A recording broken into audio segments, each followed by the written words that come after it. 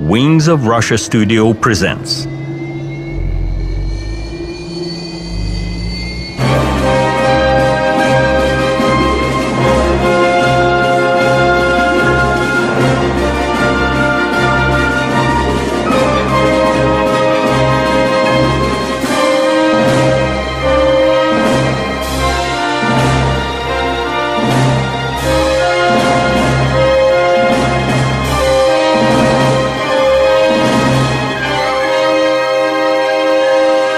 Wings of Russia documentary.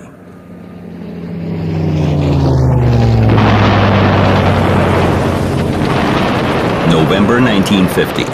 The war in Korea is on its way. Huge UN forces led by the United States act on the side of the capitalist South. A group of American F-80 Shooting Star fighters take off for a combat mission. Confident of their superiority, pilots do not expect any enemy attack. Contact now, 30 degrees left at 25. All of a sudden, 3 silvery aircraft appeared in the sky attacking American fighters at high speed. The MiGs were superior in speed and maneuverability, and they soon shot down one of the shooting stars.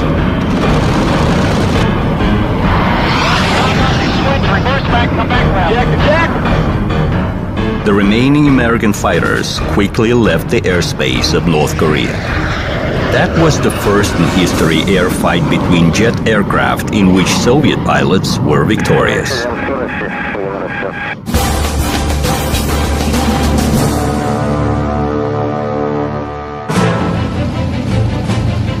A fighter is designated to have superiority over aircraft of any other class. Maneuverability and efficient armament are among its obligatory qualities. However, speed is one of the most important components of success. In order to reach it, throughout the fighter's entire evolution, designers were installing more powerful engines, updating aerodynamics, introducing different technical innovations. During the Second World War, the maximum speed of serial fighters significantly increased. However, the engine weight was way ahead of the power-to-weight ratio increase. Moreover, the propeller is capable of bringing aircraft only to a certain limited speed. Scientists and designers of the world-leading aviation countries acknowledged this problem almost simultaneously. The way out was found in the creation of a principally new type of engine. The working principle of such engine gave it its name, the jet engine. Here is how the concept was explained in a training film of 1947. Посмотрите, как откатывается пушка при выстреле. Look how the gun barrel recoils after the shot. This blowback feature of the firing arm makes the basis of the jet motion principle. If we take the barrel off the mount and put it on stabilizers, we shall have a primitive flying jet unit. Мы получим простейший летательный аппарат с реактивным двигателем.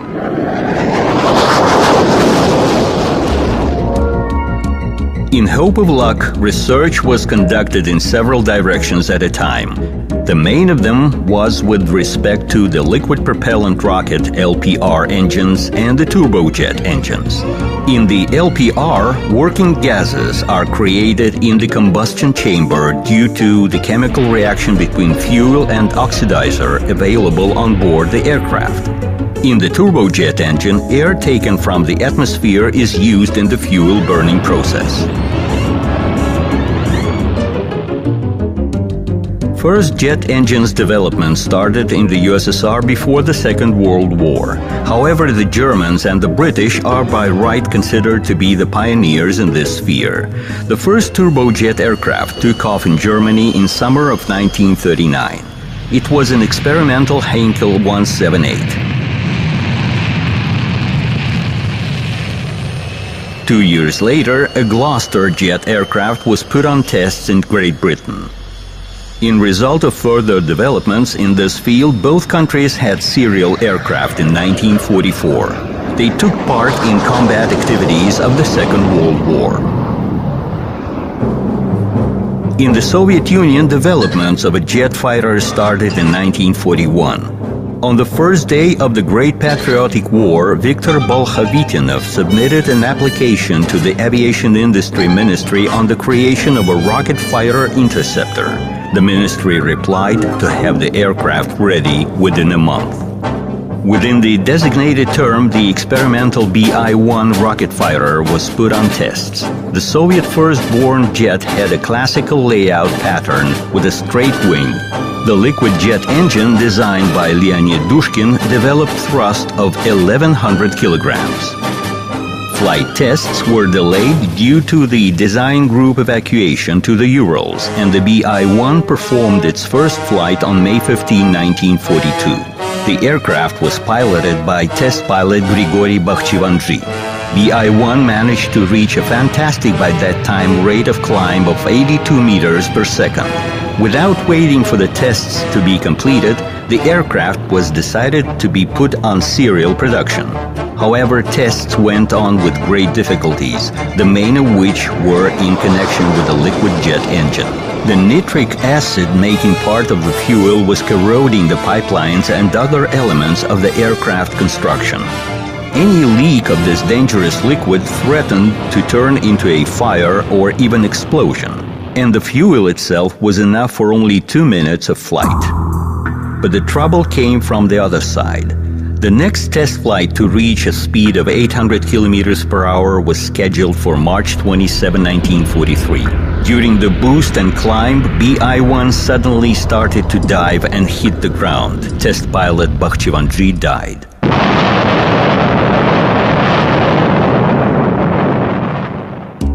For the first time, scientists came across a new and dangerous phenomena. It became clear that with acceleration, the air starts to act somehow differently, as if an unknown force would not let the aircraft to go through. So the aircraft needed a different endurance calculation and a different aerodynamic scheme.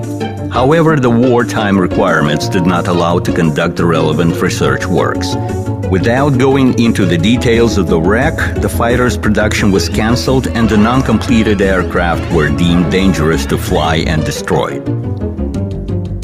Further works in this direction restarted only in the end of the war. A rocket engine installed on experimental Lavochkin and Yakovlev piston engine fighters was used as a booster, increasing the aircraft's speed by an average of 150 kilometers per hour.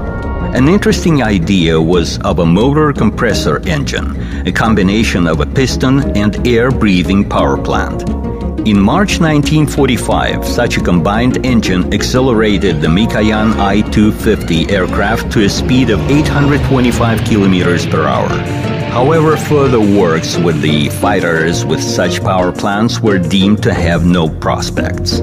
It was clear that the future of aviation belonged to the turbojet engines, however, they were yet to be created.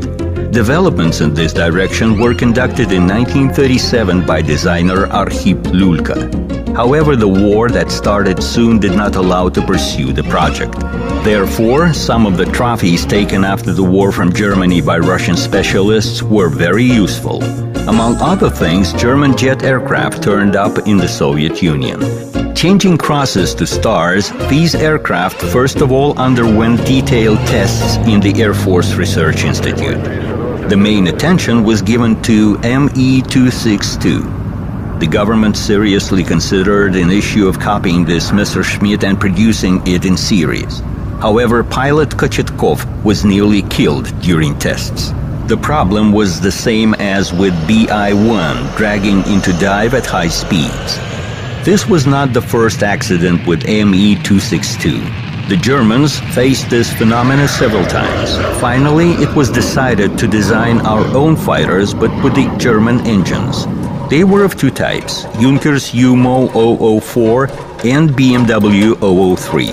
Those engines, of course, had deficiencies, but there was no other choice. There was no engine of our own. Within the shortest time, engines were put into production at the Soviet plants. UMO was identified as RD-10, while BMW was called RD-20. The Cold War between the former Allies accelerated the wheel of the arms race. The new atomic weapons were also taken into account. Mass production of fighters became a vital necessity. Only they could not let the enemy's bombers enter the native airspace.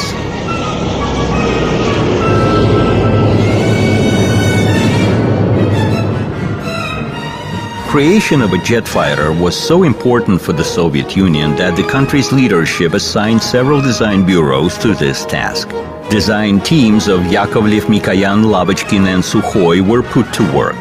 Jet aircraft tests were scheduled for the first half of 1946. The terms were very tough. Under such circumstances, Yakovlev decided to save on the new framework development. Here is how he voiced his concept. We had a task of creating an aircraft in which only an engine would be new, while all the rest apparently would remain the same.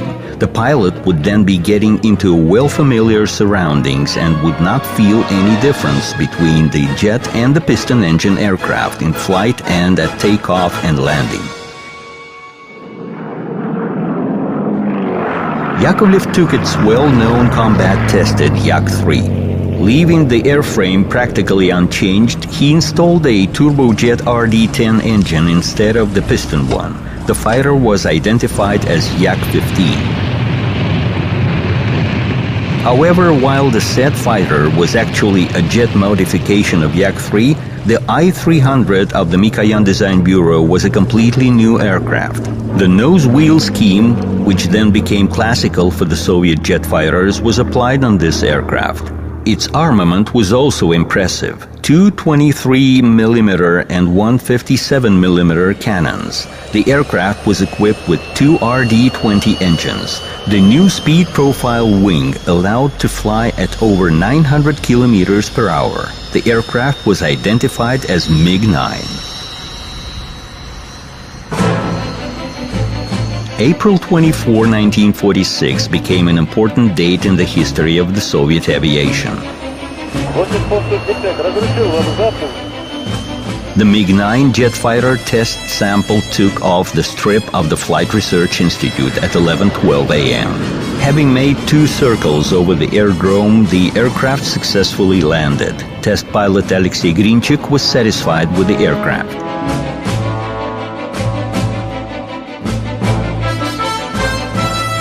Within about a couple of hours, the jet engine roar was again heard over the aerodrome.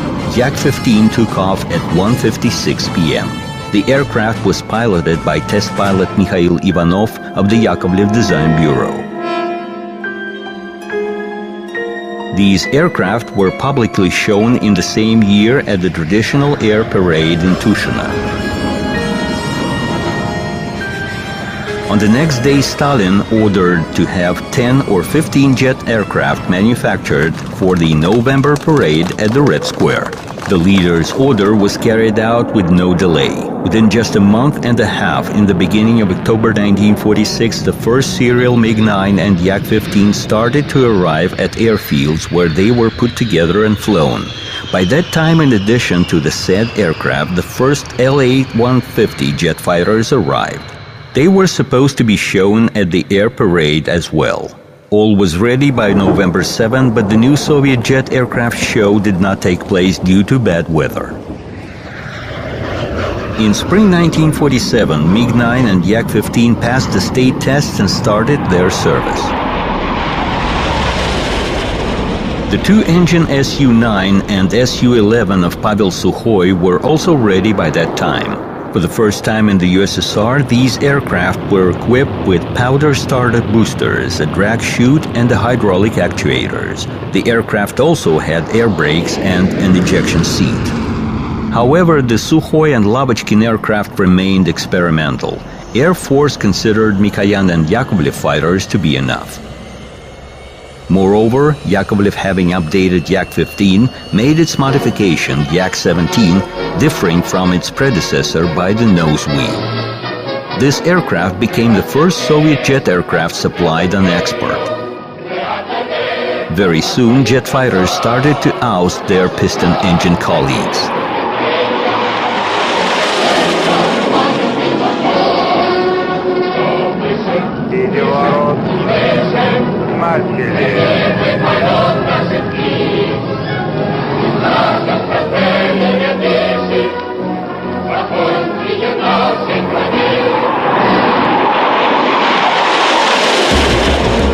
Further progress in the aircraft industry now directly depended on the appearance of new engines, more lightweight, more powerful and economic. However, aircraft designers had only two types of German engines at their disposal. And although the experimental Su-11 was equipped with the native TR-1 engines developed by Arhip Lulka, they were very far from perfection. There was no time to wait until the native engines would reach the required characteristics, so Stalin was proposed to buy engines from the British. What fool would be selling its secrets? Asked the leader in surprise. Nevertheless, in autumn of 1946, a delegation including Artem Mikoyan and engines designer Vladimir Klimov went to England. The situation was peculiar for the fact that in spring of the same year, Winston Churchill delivered his famous speech in Fulton, giving the start to the Cold War against the Soviet Union. Surprisingly, but money once again turned to be beyond politics. The delegation bought not only 60 Rolls-Royce ready-made engines, but also the license for their manufacture in the USSR. This event made a great impact on the development of the jet aviation in the Soviet Union. Of course, with such engines available, the Soviet designers hurried to implement their capabilities. That's how the new Yakovlev fighter appeared. The aircraft successfully passed the state tests showing the maximum speed of 930 kilometers per hour. The aircraft was put on service in 1949 as Yak-23.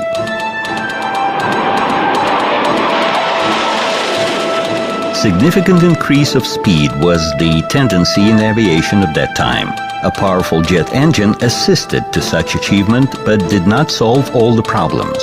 Increase of speed and phenomena related to that demanded radical reassessment of the flight aerodynamics and urged the scientists to resolve a number of complex tasks. Increase of the aircraft speed increases the air drag. The air, like a sluggish mass, would not let the aircraft through. One of the ways of decreasing the air drag is the application of the high-speed profiles and the swept wing form. Developments of the German scientists laid the basis for such works in both the Soviet Union and abroad. The Germans dealt with the swept wing already during the war. In the Soviet Union, such wing appeared first time in 1947 on La-160 prototype fighter. Its sweep angle reached 35 degrees.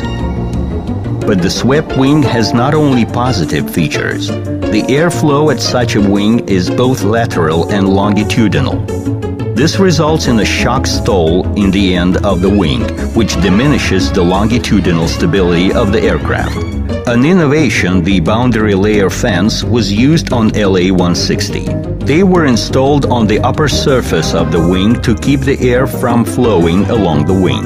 Aerodynamic tests showed that this innovation was very efficient. Subsequently, aerodynamic fences were applied on many types of Soviet jet aircraft.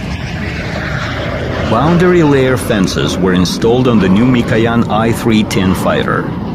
On December 30, 1947, test pilot Viktor Yuganov took it into the air for the first time. Tests showed that the aircraft possessed outstanding flight characteristics. It reached the speed of 1,050 kilometers per hour and had a powerful armament, 137mm and 223mm cannons. The cannons were mounted on a special pod and could easily be lowered with a hoist for servicing and recharge. The fighter had an ejection seat. Air brakes were installed in the rear part of the fuselage to enhance maneuverability. In 1948, the aircraft was put in service as MiG-15.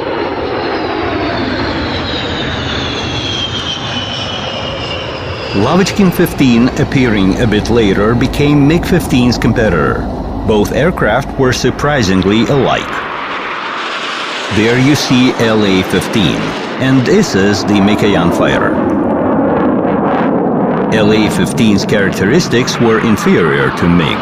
It had less powerful armament, and the narrow wheel track made the takeoff and landing at a heavy side wind more complicated. That's why MiG-15 became the mass serial-produced fighter. Starting from the 1950s, MiG-15 was substituted by MiG-15 bis. This modification got a new VK1 engine with a thrust increased up to 2,700 kilograms designed by Vladimir Klimov. The space of air brakes was enlarged. All this allowed to improve the flight characteristics of the aircraft. Production of the UTI MiG-15 trainer started the same year. This two-seater dual-control aircraft became very popular among trainees and instructors. The flight crews tenderly called this aircraft a granny or a mummy.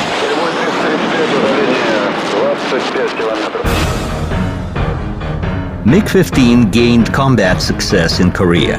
In 1950, when a military conflict ran high on the Korea Peninsula, the USSR and China came to help the northern communist Korea. Soviet aircraft units equipped with MiG-15 were covertly sent to Korea. The United States and their allies acted on the side of the southern Korea. The U.S. aircraft group was huge both in terms of quantity and types of aircraft. Appearance of the Soviet jet fighters was an unpleasant surprise for the Americans. Right from the start, the Soviet MiGs demonstrated significant superiority not only over the piston engine Mustangs, but over the Shooting Star and Thunderjet fighters. The only worthy competitor to MiG-15 in Korea was F-86 Sabre. The American aircraft was heavier than MiG and inferior in the rate of climb, ceiling, and armament, but was superior in horizontal maneuverability. More efficient air brakes and slaps made this aircraft more superior in the air combat.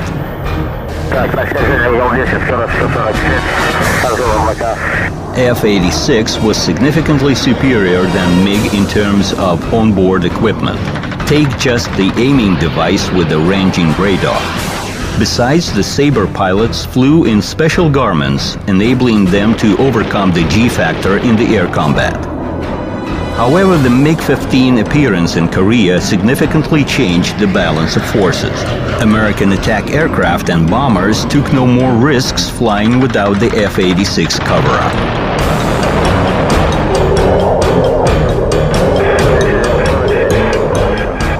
The most memorable was the air battle of October 23, 1951, which the Americans called the Black Tuesday. 10 American B-29 bombers were shot down by MiGs in that battle.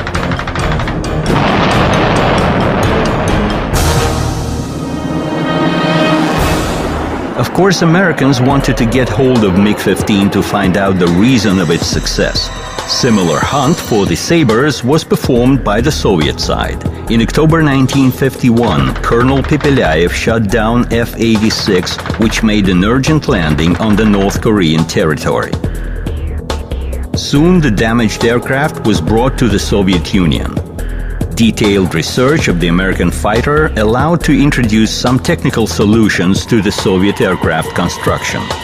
MiG-15 also got into the hands of the Americans. 3 months after the war, a North Korean pilot defected to South Korea on the Soviet aircraft. The aircraft underwent the most detailed examination in the United States. However, the Americans found no technical innovations applicable to their aviation. According to official data, the Soviet pilots shot down over 1,000 enemy aircraft during the fights in North Korea, while the Soviet Air Force lost only 335 aircraft. MiG-15 virtually conquered the right to be called the world best fighter of the beginning of the 50s. It became one of the symbols of the Soviet aviation. Within 10 years, USSR produced over 13,000 MiG-15 of different modifications, and with the account of the licensed manufacture in Poland and Czechoslovakia, the amount of this aircraft exceeded 15,000. No other fighter in the world had such a circulation. The MiG-15 success enabled the Mikoyan Design Bureau to obtain from the leadership of the country a kind of a carte blanche for the further improvement of this aircraft. In result, the military received the MiG-17 fighter with the wing sweep of up to 45 degrees. In the end of 1952, production of the new modification of this aircraft, MiG-17F, was started. Its engine was equipped with the afterburner chamber, a unit allowing to increase the thrust.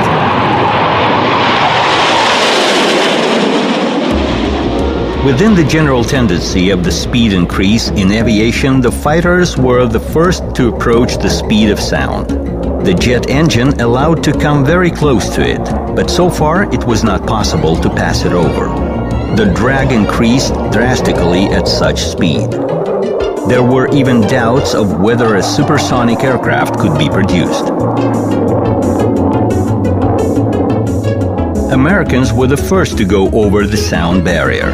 This record belongs to test pilot Chuck Yeager, who in 1947 passed over the speed of sound on the X-1 experimental aircraft.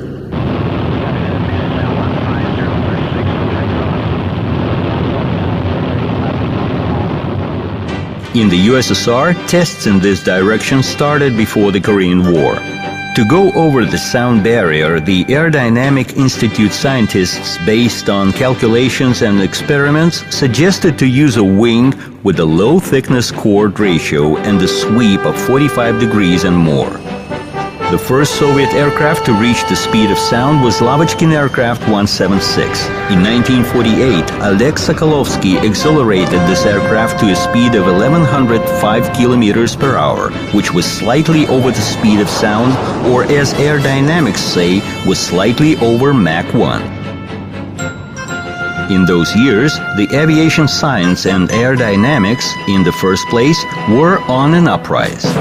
The new solutions proposed by scientists were tested on the more and more new experimental aircraft. In 1952, Georgy Sidov put into the air a new SM-2 fighter of the Mikoyan Design Bureau. The aircraft was meant as supersonic, however, the insufficient thrust did not allow it to overcome right away the sound barrier in the horizontal flight. This became possible only with the installation of the new RD-9B engines with the afterburner. The maximum speed reached 1,450 kilometers per hour, which was by 100 kilometers per hour more than on the first American supersonic fighter, F-100 Super Sabre.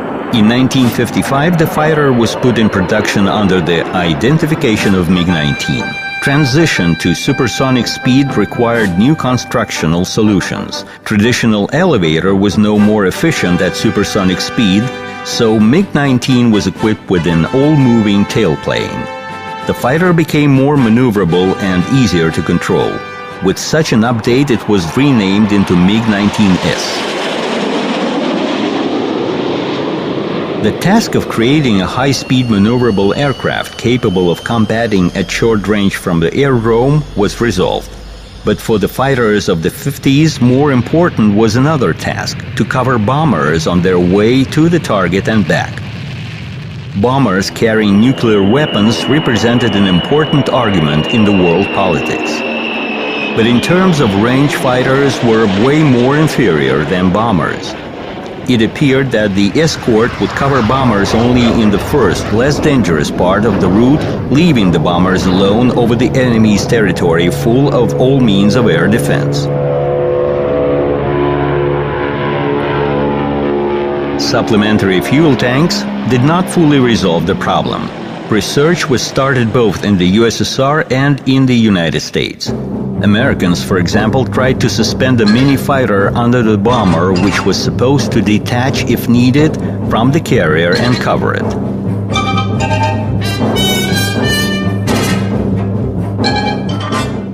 The Yakovlev Design Bureau suggested a fighter with a switched-off engine to be towed by the bomber. Such system was called the Hobblers.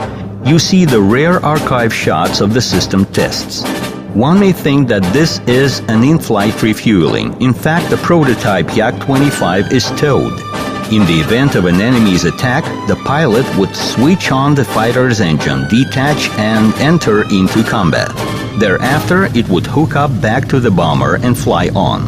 Most of the projects of this kind on both sides of the Cold War front, due to various reasons, did not find continuation. However, the search for the solution went on. In 1953, the Flight Research Institute conducted the in-flight refueling tests. The MiG-15 BIS fighter was performing a hookup to the hose probe of the tanker. The tanker was a refurbished Tu-4 bomber. There were also tests with the MiG-19 in-flight wing-to-wing refueling. All such tests at that time did not go beyond an experiment. However, many years thereafter, the fighter's in-flight refueling became a norm. Another direction of the fighter's development was the creation of an aircraft requiring a short takeoff strip or even no aerodrome at all. The explanation was simple. Dimensions, speed, and takeoff weight were growing. Airfields were becoming wider and longer accordingly, thus becoming a more and more vulnerable target for the potential enemy. An ejection takeoff appeared as an alternative. An aerodrome is a costly construction and they cannot be built everywhere in the country, while the system allowing to live without them seemed to have many advantages. Just imagine a fighter ejecting from a forest like a genie from a bottle, attacking the astonished enemy.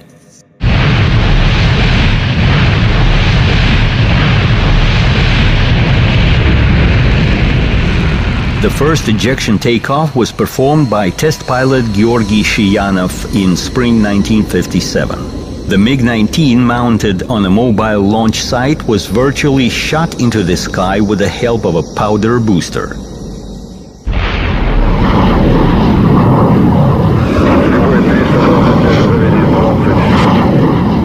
After the test, the system was shown to Defense Minister Zhukov, but the Marshal replied skeptically, "Now you only need to create a system of landing without the aerodrome."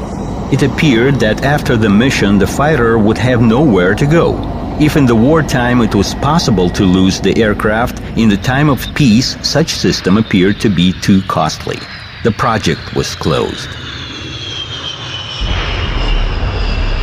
Americans also conducted similar works and found them non-prospective.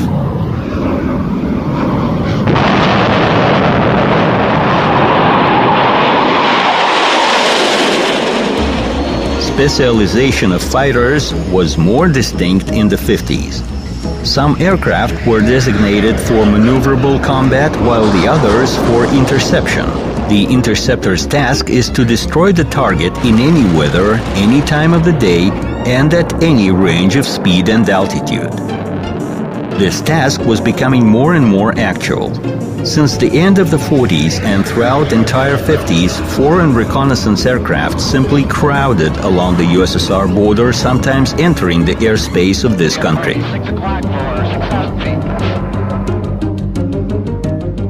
Development of interceptors was performed by the Lavochkin and Mikoyan design bureaus. Soon, prototype aircraft I-320 and LA-200 started to fly and even passed the tests. However, they did not go into production due to absence of a reliable radar, without which the aircraft was no more an interceptor. Basically, Soviet Union was way behind the West in terms of radar equipment for aircraft. In the West, radars started to be applied back in the years of the war. The local radar station for fighters was made only in 1950, but still it was so unreliable that it was practically not used. The war in Korea inspired progress in this field. It became clear that a fighter without a radar was initially a no-win. Izumrud became the first Soviet successful radar. It was installed on the MiG air defense interceptors. It was capable of locating bombers at a range of 11 kilometers. Subsequently, the modernized Izumrud was installed on a supersonic MiG-19P. In the beginning of the 50s, the Yakovlev Design Bureau came up with the initiative of making a barrage interceptor capable of performing long-term patrolling at a long distance from the aerodrome. The Mikulin's AM-5 small-size engines with good thrust were best for such an interceptor. To extend the flight range, they were installed under the wing, which enabled to locate more fuel in the fuselage. A bicycle landing gear became a characteristic feature of this aircraft, allowing to reduce its dimensions and save on the construction weight. This interceptor could stay over 3 hours in the air, while the new Sokol radar was detecting targets at a distance of up to 30 kilometers. It was an excellent result for that time. The serial version was indicated as Yak-25. The same identification had the Yakovlev's prototype straight-wing fighter. Now it had an interceptor namesake, another Yak-25. In 1955, interceptors started to join the Army. Pilots liked the aircraft a lot. It was pleasant to fly and had excellent takeoff and landing characteristics. As the pilots joked, the self-drive and self-land. In the first half of the 50s, progress of the Soviet scientists and designers in the field of aerodynamics and engine construction allowed to approach a double speed of sound. Such flight conditions dictated new aircraft layout. The most perspective was the delta wing. As compared to the swept wing, it had a more rigid construction, which is no less important at high speed. Besides, such wing could carry more fuel. In 1953, the Mikoyan Design Bureau started production of the light frontline fighter. Having no experience of the delta wing utilization, the Mikoyan Design Bureau decided to use the well-proven chess combination E2-E4. E2 was the index of the swept wing fighter, while E4 was the index of the delta wing fighter. The comparative tests showed advantages of E4. It was clear that the new fighter will have a delta wing. Aircraft systems and construction updates started. The air intake lip became sharper and the cone inside of it became extensible. Specifically for the Mikoyan aircraft, a new ejection system was tested. It had a unique design. During ejection, the canopy and the seat served as a kind of a capsule covering the pilot from the ram air, and then it automatically separated from the seat. In 1957, the aircraft was issued in a limited edition of 10 pieces under the name of MiG-21. Very soon, different modifications of this fighter became familiar to the whole world. The potential of this aircraft enabled it to stay in service in many countries until the 21st century. However, the path of this outstanding aircraft could have terminated at the very beginning. Su-7, a swept-wing fighter built by the Sukhoi Design Bureau, became the MiG-21 competitor. In 1956, for the first time in the Soviet Union, this aircraft exceeded the speed of sound twofold. The Sukhoi fighter was also superior in altitude. The future of the Mikoyan aircraft became doubtful. The aircraft's future was saved by the new two-shaft engine designed by Tumansky. Thanks to it, the MiG-21 flight characteristics became much better. Armament was added. Pylons for bombs or blocks of aircraft rockets were put under the wings. With the above-mentioned changes, the aircraft was put on service as MiG-21F.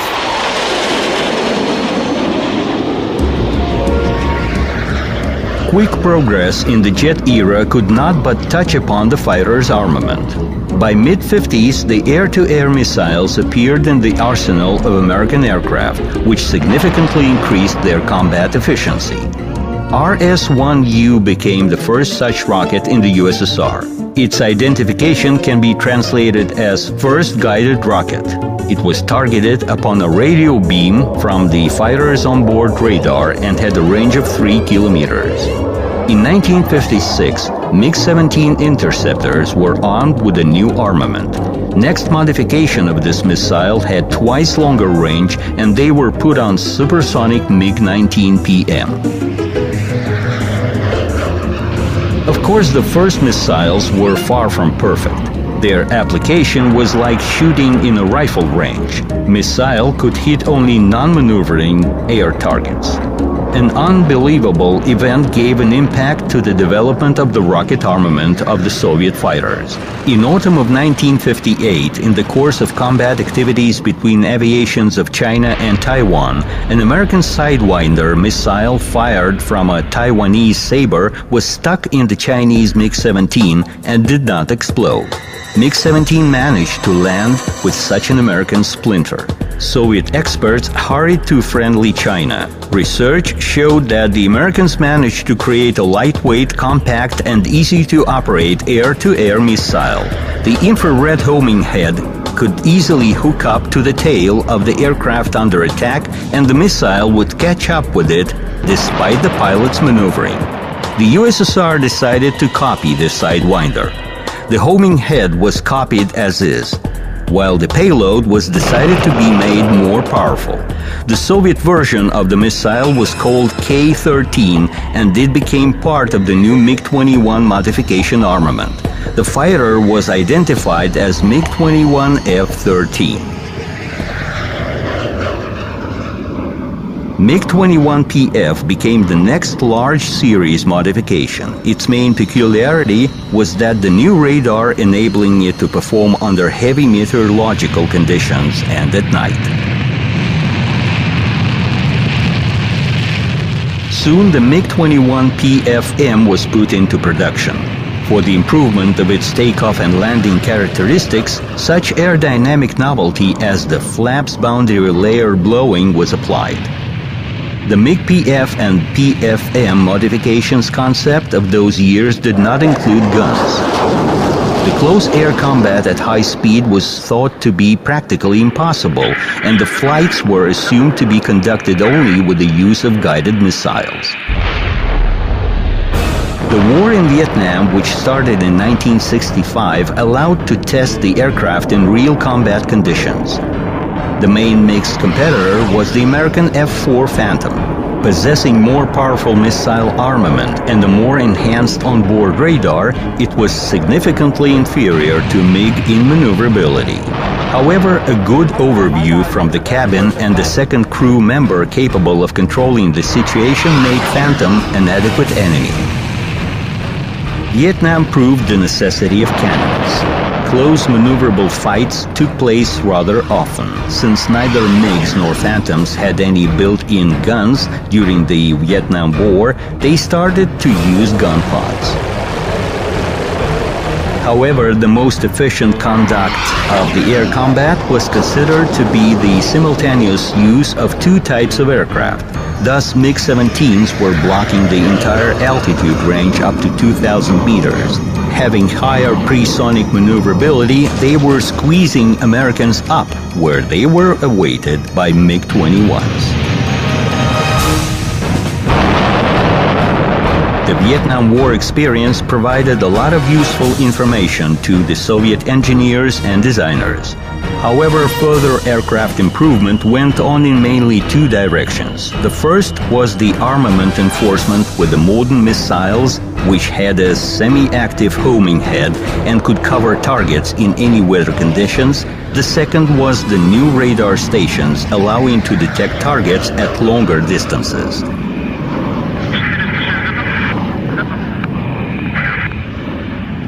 In the mid-60s, MiG-21 became the main combat aircraft not only in the Soviet Union but in many socialist countries. Therefore, a dual-control version of this aircraft, MiG-21U, was created for the purpose of training. Many generations of cadets and pilots mastered their flight skills on this aircraft. The system of automatic flight parameters registration was for the first time applied on this dual-control aircraft. It was then implemented on combat aircraft. This system became a kind of the black boxes prototype mentioned in any report of air accidents. The MiG-21 fighter's family holds a lot of world records. In 1961, 16 days after the Gagarin's flight into space, pilot Georgy Masalov reached an indeed a cosmic height of 34 kilometers 714 meters. This became possible thanks to installation of an additional liquid booster of MiG-21F. This absolute world record outlasted 12 years. Without doubt, MiG-21 is one of the world's most known fighters. As to the number of modifications, which is 30, it has no match. It was put on service in 49 countries of the world and still serves in some of them.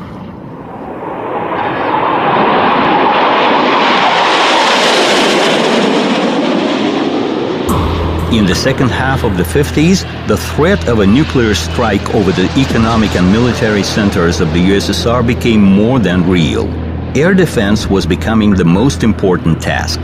The air defense complexes of that time were yet developing and did not provide any guarantee against breakthrough of the enemy's striking aircraft. The main role in the protection of the airspace was placed on interceptors. June 24, 1956, air parade in Tushino. Everyone's attention was caught by a whirling away aircraft with a delta wing.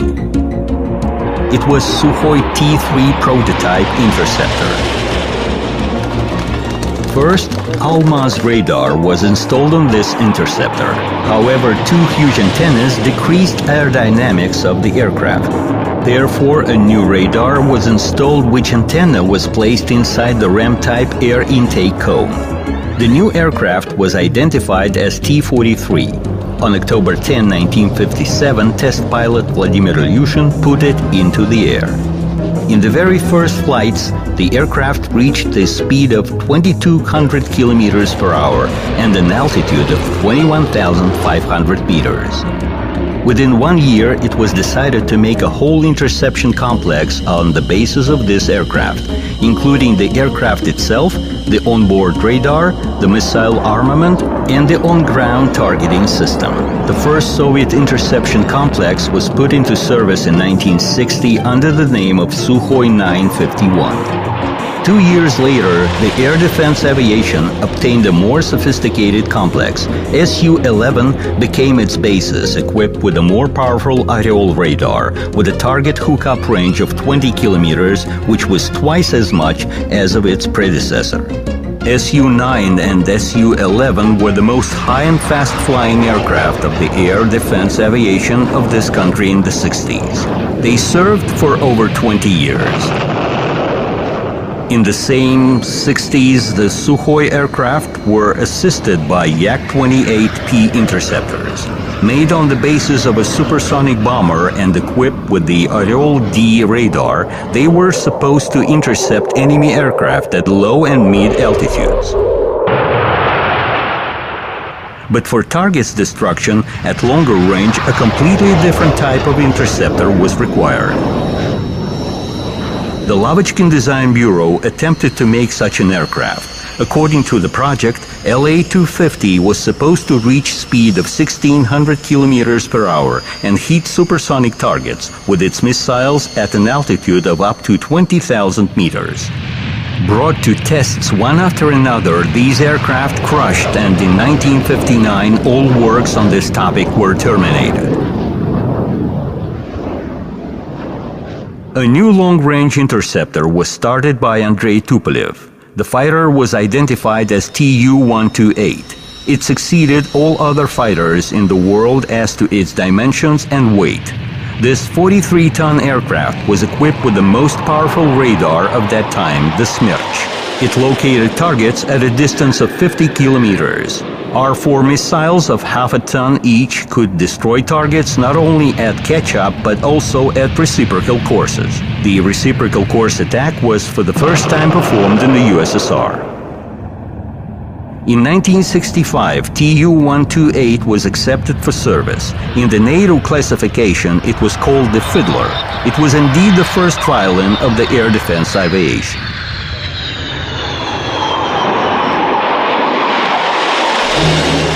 July 9, 1967, Domodedovo Airport. The Aviation Fest was on its way. Hundreds of aircraft, thousands of parachute jumpers, aerobatics by serial aircraft. The best samples of the jet-era aviation fascinated by their strength.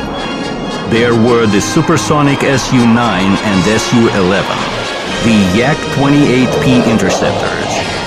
Tu-128 trios effectively passed over the audience. Soviet designers watched their birds fly.